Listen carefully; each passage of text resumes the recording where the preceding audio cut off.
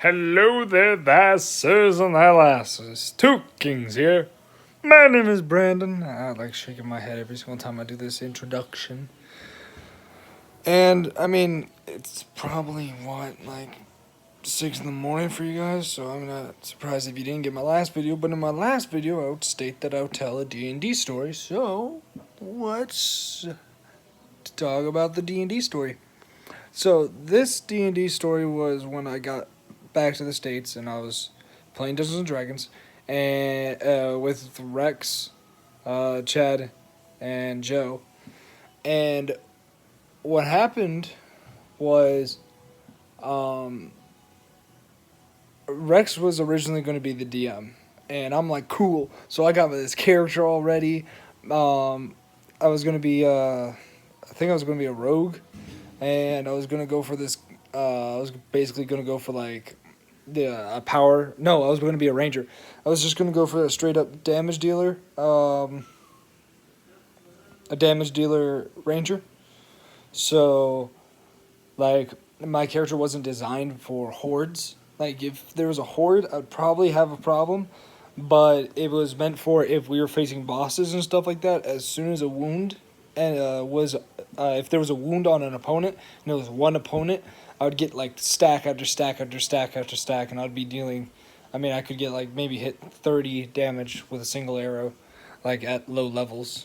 So then Rex, last minute, goes, "Hey, I want to be a player," and I'm like, "Dude, I got you." So I grabbed my monster manual, and I opened it up to 3 pages, and with these 3 pages, I think I disregarded.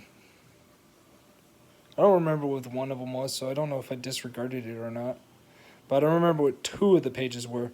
And I'm like, cool, I got my story. Closed the book, had everybody sit down, and we played the game. And so what we have is, the story is, I don't have my notes with me. There's my God, this D&D campaign, I was writing stuff down because this there was a lot of stuff. I built a world. Like, if you don't, like, you can ask any player that was playing it, like, they played that world, and then on the second campaign, it was in the exact same world, so they revisited, like, practically every place they visited in the first campaign. And they're actually on part 3 of this campaign, which is in the same freaking world, so it's actually pretty cool. But how it starts off is, so Chad, Rex, damn, don't worry, I'll remember his name. It's just I don't really know him that well. He seems like a really cool guy. I really wish I could just like get to the point where I remember his name. I feel really guilty right now, but he's a good friend of theirs, and he was there too. But he left early, so I kind of had to do something with his character. But that guy happened to be the chief. So what happened was they branched off from normal society to make their own town, but their town wasn't big enough, so they had to make a tribe.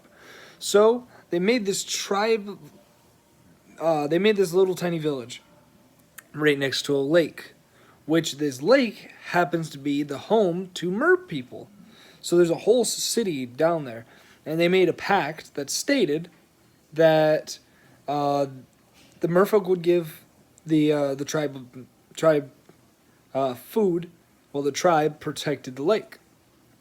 Okay, and then Rex's character, which was a wandering monk, because the temple that he was at started worshiping and weird entities and stuff like that, which ties into the second campaign.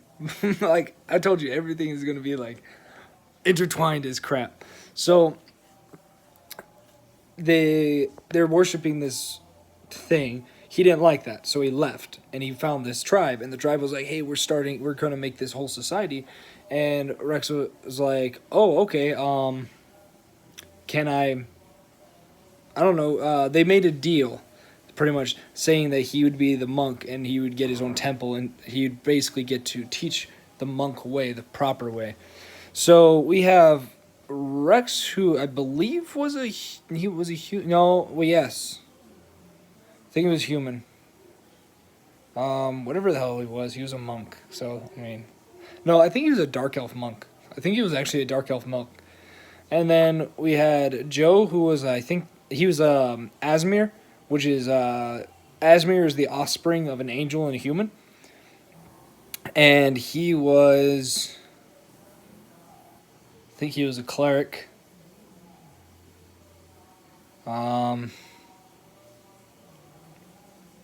Yeah, I think he was a cleric. So he was a cleric, and then finally we had Chad, who was a barbarian human. So, like I said, the other guy he left pretty early, so I don't know his character that much at all. So I had to get rid of his character pretty fast, which was really easy. So how the campaign starts is they all wake up one day, and for some reason, it is cold, like really cold. And then the monk, who's a traveler, came from the country of Envy, where it's actually naturally cold. But here in this place that I mean, I picked a word. I mean, I don't even remember my own places. It's been so long. But yeah, he just screams out of his tent and he's like, "Is it normally this cold?" And everyone's like, "No." And then Rex steps out of his tent and it's snowing. And they all step out of their tent and they know something's wrong because it never snows. Never. This is the hottest country in my world. So they're looking around and they look at the lake. And the lake is frozen solid. Now, the merfolk, their city is underwater and the thing is just pure ice. So when they run over to it, they all actually try to get on the lake at the same time, which they almost all break in. They found out that only 2 people at a time they can only support the weight of 2 people. So those 2 people got on the lake and started sprinting, and they see 2 figures, pretty much, like half in the half in the ice and half out of the ice, and one's a big figure and one's a little figure. Now remember, today is supposed to be the day that the merfolk. I'm sorry, I said remember. Today was supposed to be the special day where, like, an anniversary where the merfolk and the tribal people first settled together. So they were going to do a celebration. So they get over there. I believe it was Chad and Rex were the ones that crossed the lake, and they stop and they see the 2 figures. Now one's a scrawny figure who was dead, and one of them was the big figure who was alive, and he was like he kept on like putting his fist out, and then he stopped, because like he was complete ice, and he's like in his face, he's like you can tell he was like trying to hand whatever it was to the players. So Rex was like, okay, so he tried to grab it, but the hand would not open. So Rex used a little bit of force and actually snapped off the finger of the guy who was trying to hand it to him. And Rex, being Rex, went through his finger fucking away. So, but even through that, the guy didn't make any signs like he felt it. He was still trying to give the item. And they look, and there was a blue glow coming from the stone. And so Rex ended up having to shatter the man's hand in order to get the stone. Sorry, it's a stone, yeah, to get the item. And it turns out it was a little blue stone. And this blue stone, as soon as he grabs it, like, there was this magical, like, pressure. And as soon as that happened, it stopped snowing.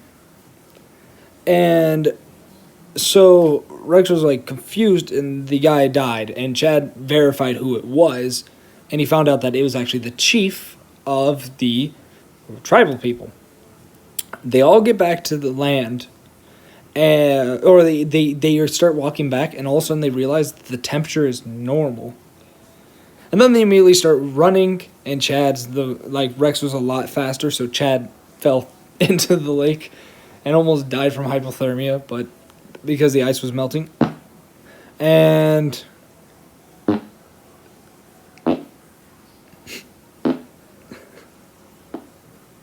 so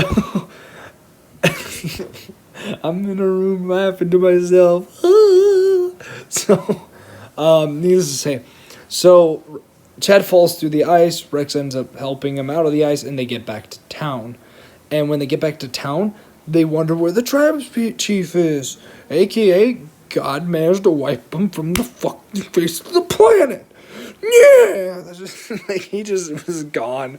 I was gonna make it like when when the stone did its thing, it like captured him or something, but nah, fuck it. He's gone. He's dead, done with this campaign, and so they get to the land, and Rex starts hearing a voice. Give it back. Rex was wondering what the hell it was, and then he realizes it's coming from the stone. And he listens closely, and the stone says, "Give it back to me." I mean, technically it didn't have a voice. I wrote things down. I was trying to find a good voice. So I think I'm going to just talk like this from now on when I'm talking about the stone. So he throws the stone to the ground, and as soon as he threw it at the water, but as soon as it hit the water where the stone hits turns to ice. And it, makes this magical circle symbol. And so what happens is, I believe Joe picks it up, but immediately he starts receiving cold damage from it. So he literally goes, "What?" And then Rex picks it up, and he's like, "There's nothing wrong with it except for the fact that I can hear it speaking," and it goes, "Give me my stone." Oh yeah, see this? See that? See this thing, my bob right here? Yeah. So when I went back to you guys and was like, "Hey guys," and then I told my roommate that I will not touch one of these, right? So the bastard, he left the day before I got back. So what does he do? He bought a Ouija board while I was gone, nailed it to the wall, right above my, right kind of above my bed, and he knows I won't touch it. So it's still there because I refuse to touch the damn thing. I'm probably already haunted. So Rex gets the stone, and he's like, "Oh, what is this?" So Rex tries breaking the stone by punching it. Immediately on impact, Rex received, literally encased himself in ice from the stone's, protection, almost killing him. Joe, seeing this, goes, "Ah!" and strikes at it too, almost dying immediately as well, encased in ice. And Chad's like, "What are you guys doing?" So Chad's trying to now carry them both. And what happened was these knights came out and were like, "What's going on?" And because they were investigating the cold, and for some reason the cold just stopped. So they were doing damage control. And so Rex and Joe were knocked out for, I believe, a week or two in recovery. They woke up and they get to this town, which is so there's in this country they have a very weird thing where there's actually 4 capitals, and the reason is because there is each capital has supposedly was the founded location. So instead of doing a civil war about it, they just all agreed that they were just called the 4 capitals. So this capital happens to be the smallest capital. Again, I don't know what I called it, but so they get to this capital, and they bump into one of the knights. And one of the knights was like, "Is one of you a stone bearer?" And they're like, "What the fuck is a stone bearer?" And so the man presents a chain with a stone that is red. And before you guys start thinking Infinity Wars, Thanos, oh yeah, la, la, la, la. No, it's not. It's elemental stones, first off. And second off, I tried, okay? It was an on point, campaign. Like, get over it. I love how I can do that with my face. And I'm just like, oh, oh. I'm tired. I'm really tired. Okay, we're like nowhere near done, but I'll try not to speed up and continue with the details. So, the guy's name was Rojo. Now Rojo, who's an NPC, non-playable character. Oh, bless Rojo's heart. So, Rojo shows up and he starts explaining to him what the stones are. Now, there are 7 stones. 5 of them are elemental stones, while 2 of them are god stones. There is the fire stone, the ice stone, that's what they got. And then there's the other 3 elemental stones, which are earth, wind, and lightning. And then there's the god stones, which is life and death. Now, what happened was, I forgot a little detail, I'm sorry. When the snow, the ice lake, like fucking dissipated, they actually went swimming back into the lake.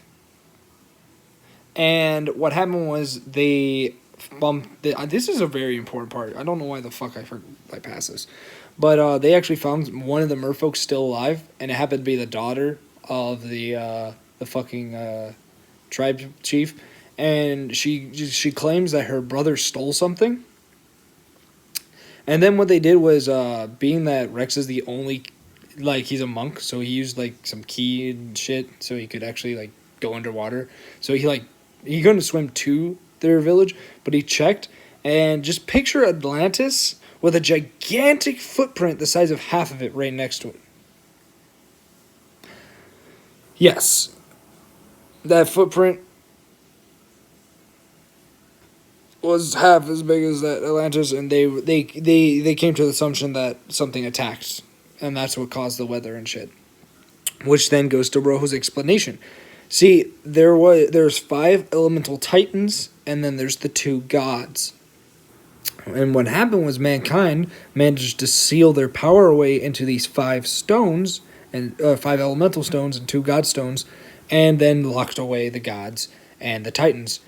But if mankind ever became too greedy and every stone was, all the elemental stones were taken from their place, then the gods and the titans would break free.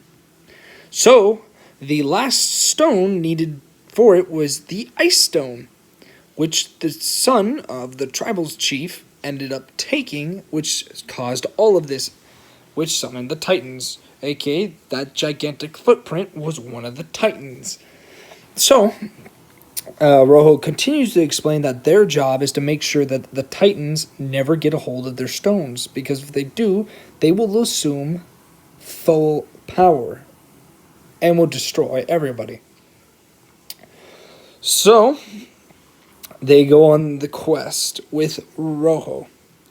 And they had a blast with Rojo. Like, Rojo was this amazing character. They actually talked to him, like, for a while. There's like they were trying to dissect this character, and they were like enjoying it. They like he was a legit another person. Like, he was an actual person in the game with them. And they bump into like these monsters, and they fought the monsters and stuff like that. And then what happens is they bump into this creature, and literally everywhere around them turns to pitch black darkness. And then in front of them, a smile appears, and 2 wide yellow eyes, kind of like the Cheshire Cat. Just thinking Cheshire Cat from the movie Alice in Wonderland. Like that. Shows up right in front of them, and they bump into this guy who's like, "Hello, welcome to the world of my pleasure and your pain." And So they're like, "Who are you?" And all of a sudden they were encountered by an oni, which is a Japanese spirit. I wonder where I got that idea from.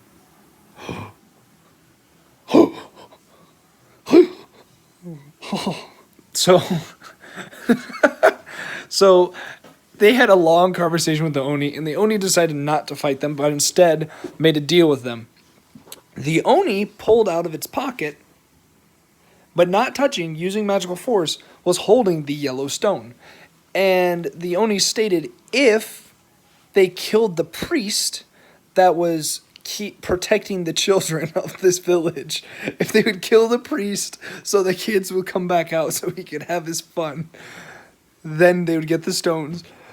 And like Rojo was kind of against it, but the entire party, like everyone was like, okay, let's just go kill the priest. I mean, like,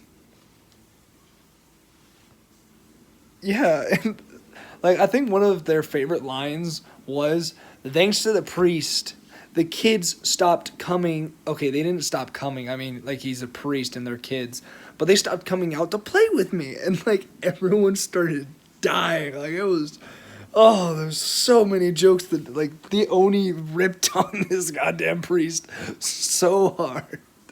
So they go to the village, and they find out that the village has no one there. Everybody seems to be dead except for this boy who was running at them screaming, "Run! Run!" And Joe, being Joe, grabbed a rock, threw the rock at the kid, backed him in the head, and killed the kid immediately. Like he was like, I thought he was a threat. He was running at us. So then all of a sudden the kid started to like literally turn into dust, and they ran into this the chapel, and they found out the priest was already dead. And what happened was all of a sudden the cross above the church started to disintegrate. So Rex jumped up and used like key and broke the cross to the ground, and when it finally dissipated, they just heard this voice. Bow. And they're like, what the fuck? And he goes, bow. And Rex was like, no! And then all of a sudden, like, everybody received damage. And then all of a sudden you hear, I said, bow. And Rex is like, no, I'm not going to bow. Everybody received more damage, and everyone's like, Rex, just fucking bow. And you're like, no, I'm not going to bow. And all of a sudden, you just hear, I want you mortals to bow. And then all of a sudden, like, Rex was like, oh my god, it's a god, aren't you? And that's why you will bow. So Rex did what everyone else would do. He flipped him off, or flipped off the air, and said, no! And then all of a sudden, the stone on his chest started to hurt. And he looked down, and the stone was actually reacting to the voice and practically freezing him. So,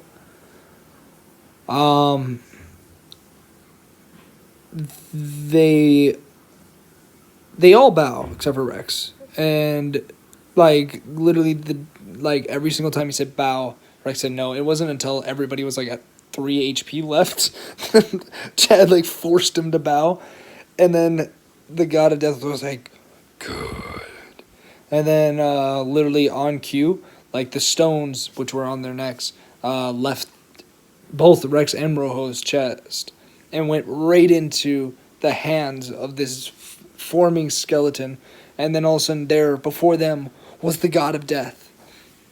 And the god of death was like, 2 stones, nowhere near the power of mine.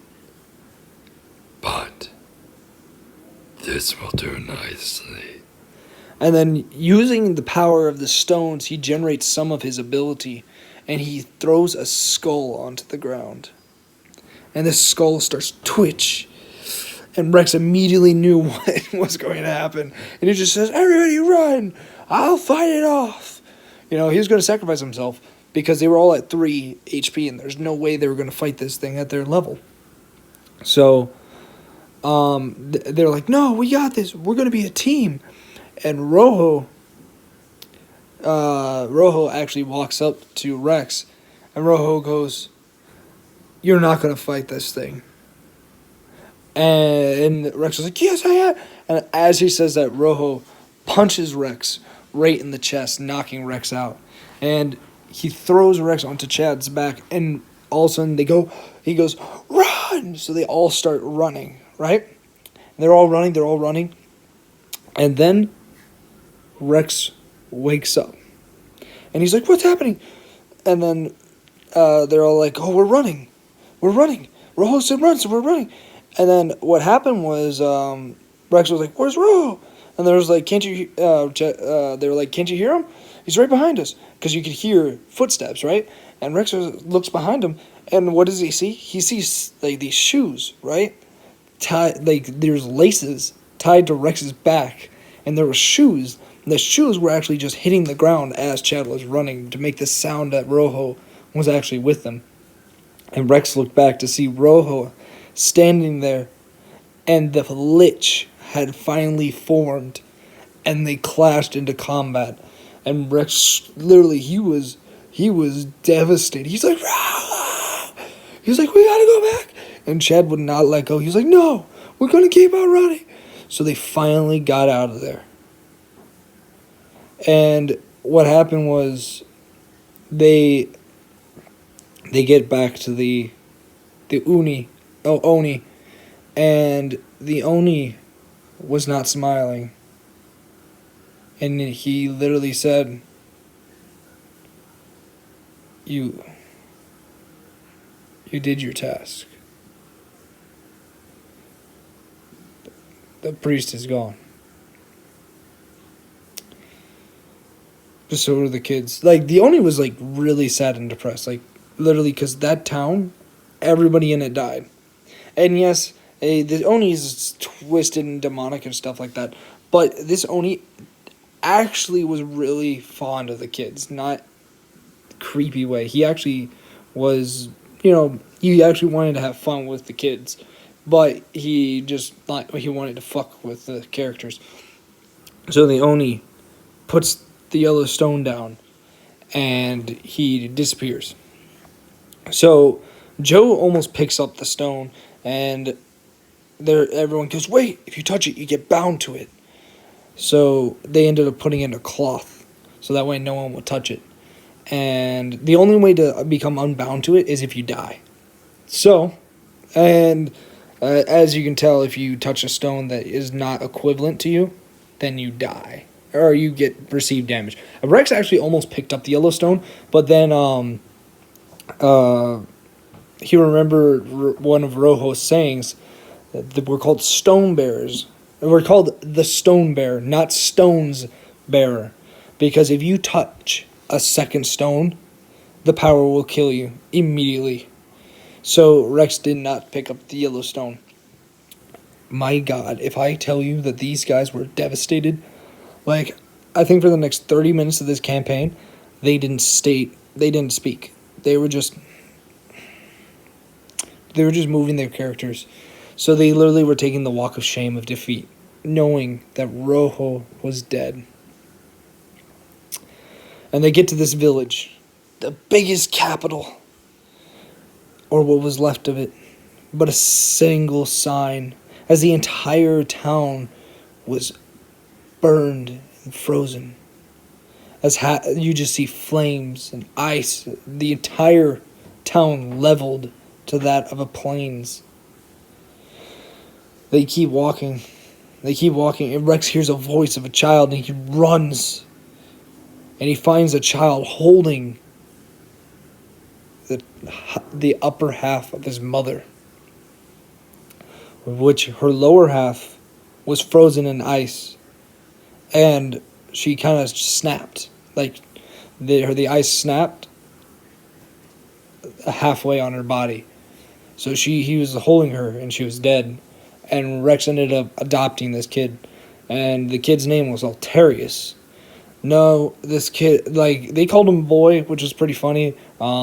None of us had played God of War at this time. I mean, I didn't even know that Artreus was Boy's name.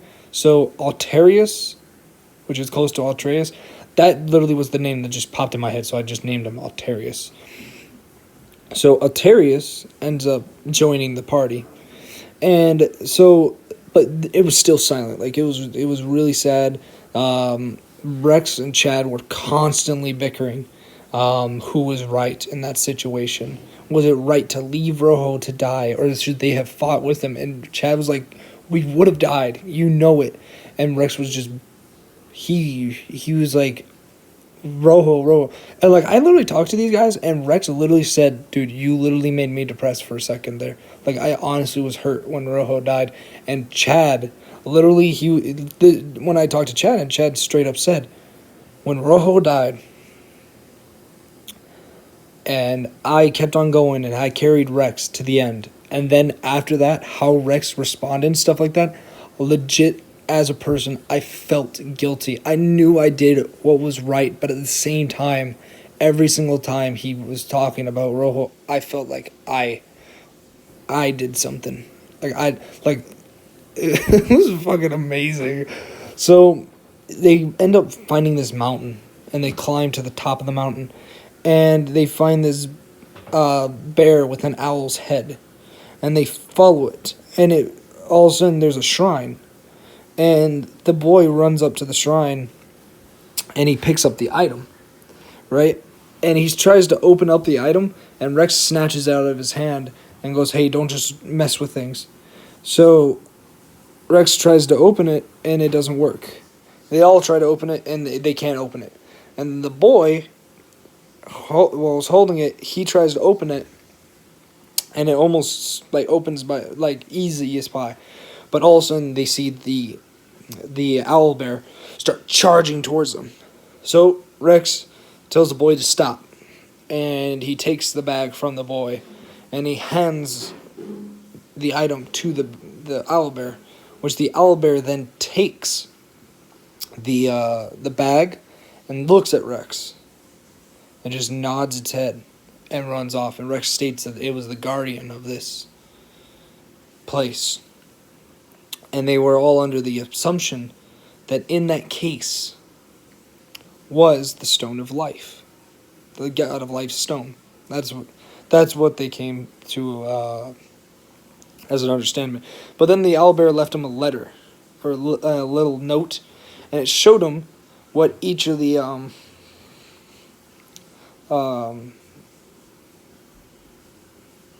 stones looked like. And Joe became really good friends with the boy, and the boy handed Joe this item, which was a little wooden owl bear, about this big. And he said that animal is the spirit animal that our country, like, it was the symbol of our country. So the owl bear actually had a very high significance. But at the very bottom of it, it had a shape. The shape that fit, it was like it was like a multi-shape, but you could fit any of the stones into the bottom of it. And again, Rojo, and there are many questions for him, Rojo talked about items. There's items that stone bearers could put their stones into to activate the Titan's abilities, but it would destroy the item soon after. So, they continue their journey, and all of a sudden they see a giant pillar with a black stone in the wide open, and they run towards it. And all of a sudden, a sword the size of a mountain slams it before them, and they are there standing in the middle of all 5 of the elemental titans. And the elemental titans all looked down upon them, and they were all terrified. They were like, oh, we're about to die.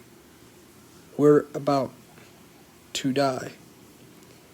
And all of a sudden, the titans they look at the stone, and the titans actually start explain to them the truth. The titans are actually the good guys. They're actually trying to stop the god of death from getting the stone. That's why they didn't go straight for their stone. They tried to get their stones, but they failed. to get their stones. Only one of the Titans were able to get their stones, and that was the Wind Titan. So,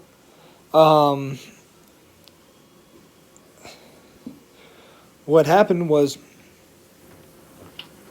if I'm correct, if I remember correctly, they're talking, and the Titans literally state, it's going on long enough. If we let the God of Death continue on this path, he will find one of the other stones, and then he will become unstoppable.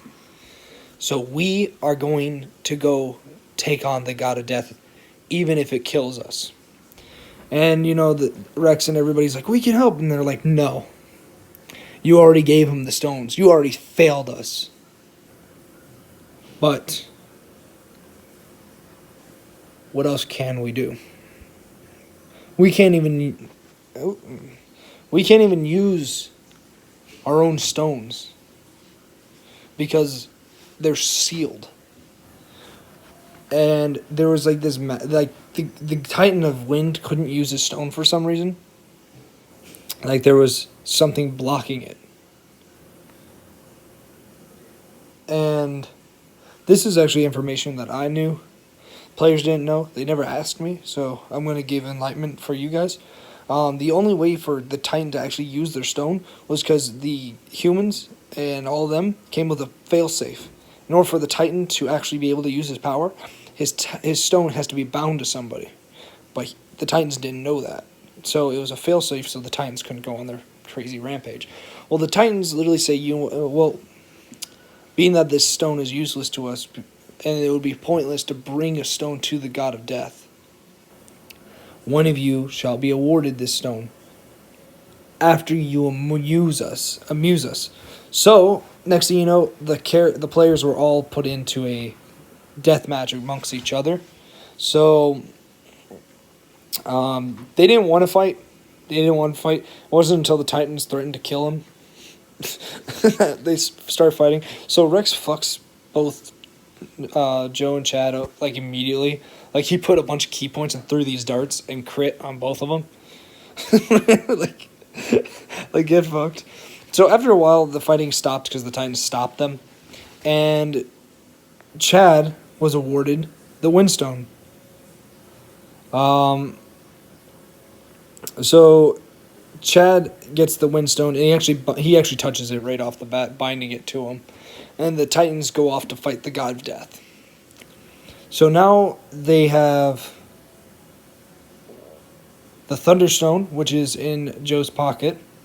They have the Windstone, which is bound to Chad. The Ice Stone, which is bound to Rex, and but is in the hands of the God of Death. And the Firestone, who is now bound to nobody, but is in the hands of the God of Death. So, mind you, here's some more information. Humans can only hold 1 stone. Titans can actually hold up to 3 stones. A god can hold up to 5 stones, because 5 stones is the equivalent of a god stone. So, they ended up finding this God of Death, and they start fighting it. The Titans do. And, the party finally goes, you know what? We gotta help them. We gotta do this. Because, what else can we do? So they run to go fight the God of Death. And there the God of Death was.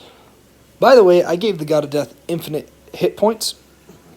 And by the time they got there, 3 of the Titans had already died. And then when before they initiated combat, all the Titans died. All the Titans were dead. So they're all trying to figure out how to fight this god. They were, hitting it with everything they got. It wasn't dealing any damage, but they were, knocking them and trying everything. And after a while, after combat, this was the end. This is literally how it ended, and it was pretty badass. Rex saw across the battlefield the owlbear stick its head out with a bag. And the owlbear was basically trying to, indicate Rex to come to him. So Rex used, a lot of ki and sprinted across the battlefield to the owlbear. And the owlbear gave him the bag. And he remembered that the boy was the only one that could open the bag. So he sprints like a motherfucker um, to the boy to hand it to him. But right when he got the bag from the owlbear, the god of death's sword came down, and the owlbear basically knocked Rex out of the way and got hit by the sword of death, which insta kills anything that it makes contact with. So Rex was really bummed out, but he still gave the boy the bag. The boy opened the bag, and how the god of death, because it was on the other side of the field, you got to remember. So now the god of death's back is towards everybody. The god of death just threw his sword backwards, and the hilt of his sword struck both Rex and Joe, almost knocking them unconscious. So what happens is the boy pulls out what was in the bag, and it actually turns out it was the Earth Stone, the final stone. So now all 5 of the elemental stones are there, and the god of death was like, "Finally, I will have the power I once held to end all of you." So it was actually pretty cool. What happened was the boy, in like rage, he grabs the stone, and immediately, like they notice something. He's actually using the power of a god, or of a titan. He's using the power of a titan, and he actually makes the all of a sudden vines from the earth come out and tangle around the god's legs, and they were all like, "What the hell?" So Chad tries doing the same thing. He tries to actually use the power of the stone, which none of them actually tried, because the stone had always ended up hurting them. So they never actually tried using the stones themselves. And so Chad used his stone to cause a big gust of wind, which actually tripped the god of death. And then Joe put the thunderstone into the owlbear, and he chucked it straight at the god of death as he was falling. And the god of death was like, "Oh, you're just gonna hand me the stone?" And he tries to grab it, and literally as it makes it literally goes through his fingers and literally makes contact straight to his head, and immediately a lightning bolt strikes down from the heavens straight on that spot, shaking the entire battlefield. All the stones get thrown into the air, and all the stones land in the exact same spot on the boy. And remember, if you make contact with more than one of the stones, you die. But in this case, it was different, because all the stones hit him at the exact same time, and next thing you know, a white light appeared, and there the boy stood, as big as the god of death, for he had ascended into the god of life. For you know how there was god of life and death? Actually, the god of life was split into the 5 stones. And actually, the titans were only created to guard the stones for the god of life. It was a huge misunderstanding in everybody's part. It was because the god of death killed the original messengers and created the lies of the titans being evil. And the titans never actually met the messengers, so they actually never knew what their purpose was. So he became the god of life, and when the god of life and the god of death made contact, they both vanished, as they canceled each other out, and they both went to oblivion. They didn't realize it, but then the characters started looking around, and they actually were in the remains of a town. Another one of the capitals that had been brought to sunder by the god of death. And as they're looking, all of a sudden the town starts to reappear. As all of a sudden they see ghost figures of people, and then all of a sudden they become actual people. And what happened was there was this boy who was a spirit, and he was running. And when he manifested, he ran smack into Rex. And the boy was like, "Hey, watch where you're going." And he ran around him. And Rex was like confused. He was like, "What the Hey, boy, where'd you come from?" And he goes, "That's what I'm asking you. I was just running, and all of a sudden you just popped out of nowhere." And the boy kept running. And confused by this, they went back throughout the entire story, and every town they have ever passed was back. everybody was alive.